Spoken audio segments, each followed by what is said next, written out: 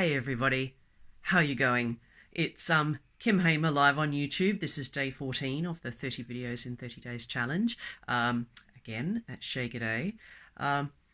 It's a bit of a grey day in London today, so not much for going outside. Bit disappointing. I got up very excited this morning thinking I'm going to do a bit of spring cleaning. I'm going to strip the beds and wash all the linen and hang it outside. I love a bit of line-dried laundry. And the sky's quite grey and threatening rain. So, a bit disappointing. And what I thought today was I'd talk about the ups and downs of life, the small things, and what's happened over the last 24 hours. So, yes, disappointing I didn't get to hang my washing outside, although the day is not over, and knowing London's weather, this may change and we may get a burst of brilliant sunshine this afternoon, which would be amazing, a moment of joy for me. The other thing that happened over the last 24 hours, I was telling you yesterday that I was off to the V&A for my book group, and one of my favourite things to do at the V&A is go to the cafe and have a really nice coffee and this amazing black velvet cake. So I turn up yesterday and I'm all excited and I've got my notebook to do my brainstorming, and they've discontinued the cake.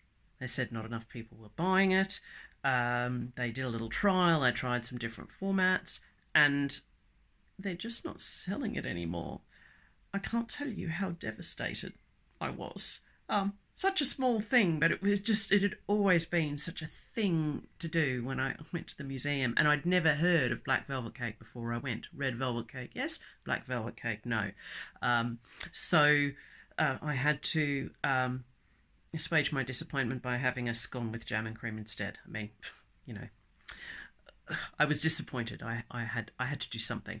But what was interesting is I wanted to look at them and go, what do you mean no one's buying it? Like, it's amazing. How can no one be buying it? It was such a shock and so disappointing.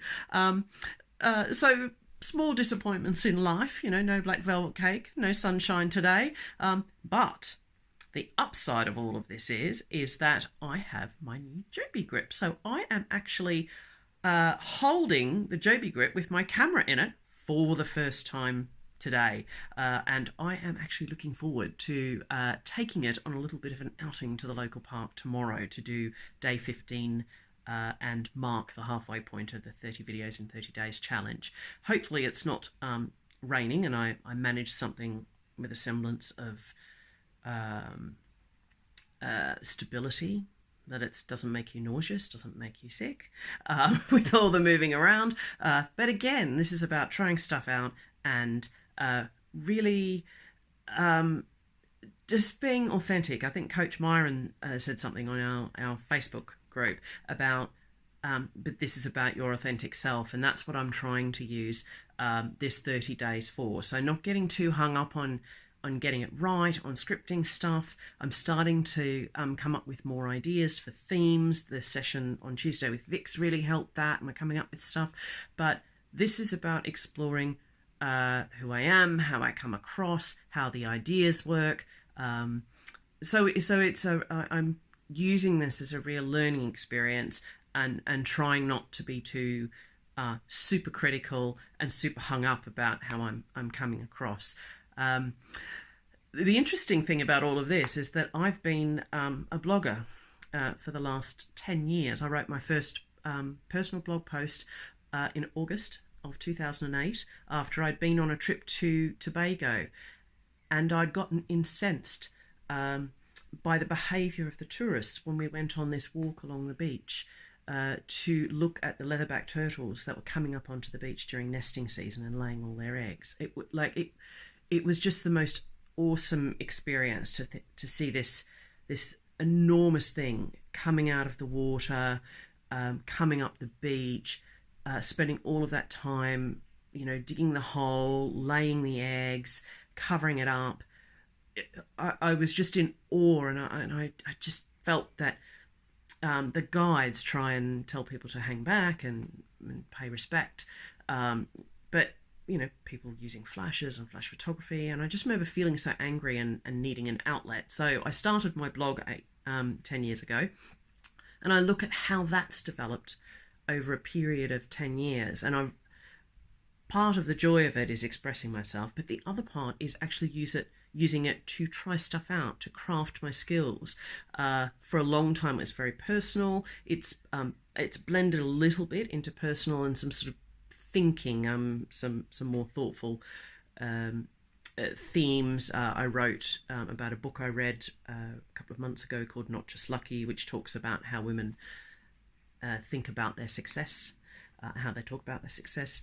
So it's all sorts of different things, but I haven't done much business blogging, and the thing that occurs to me is that I use the blogging to craft how I like to write, how I like to express myself, and I'm still learning about that. I will always learn about that, but this video logging or vlogging is a really new experience. And what I'm finding about that is I can see it as a really quick vehicle. Blogging every day is hard. For me, it takes quite a bit of time to plan and then write and then sort of go over it and edit and craft what I'm trying to say. That can be half a day all up in terms of time to do that, even if I do it in different chunks. So this has been a really great experience, the vlogging thing, about saying, okay, well, I'm starting from scratch. I've never done this before. Let's just play. But I'm surprised at how themes come up. Maybe that's, having written a blog for a long time. I'm used to looking for themes and content. I see stories everywhere. The story yesterday about my experience with Vodafone was just a really natural thing for me to link to, about joining the dots and creating great customer experience. So I'm trying to now just let myself see what comes naturally in terms of leveraging those things, and just to keep enjoying the process and trying some new stuff. So despite the disappointment of no black velvet cake and the lack of sunshine today, I'm excited about my new Joby stick, which is holding my new phone. It's great, and I'm starting to feel a sense of direction. I think direction as well as freedom around what shape the vlogging might take in the future. I've been brainstorming some themes for myself this morning, as well as some stuff for Victoria and I to do. So it's a really exciting space that I'm in. If you are interested, I just realised I didn't tell you the name of the blog. It's not a secret. It's just because it's personal. I don't talk about it a lot with business. But it's called G'day from the UK. What I will do is add a comment underneath in the comments section, in the description, on YouTube. So if you are interested and you want to have a little look around at all my witterings on for the last 10 years, you are more than welcome to do it. It's called G'day from the UK, and it was really just started as a way of expressing myself and a way of bringing my day-to-day life to my family and friends who want to read about it. So that's it for today. I wanted to just share the ups and downs. It's a normal day at Shay G'day.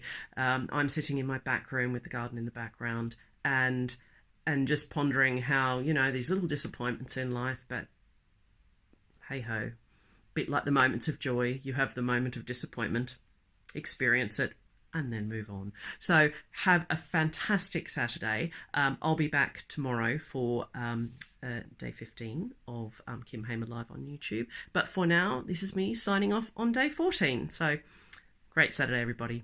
Cheers. Bye.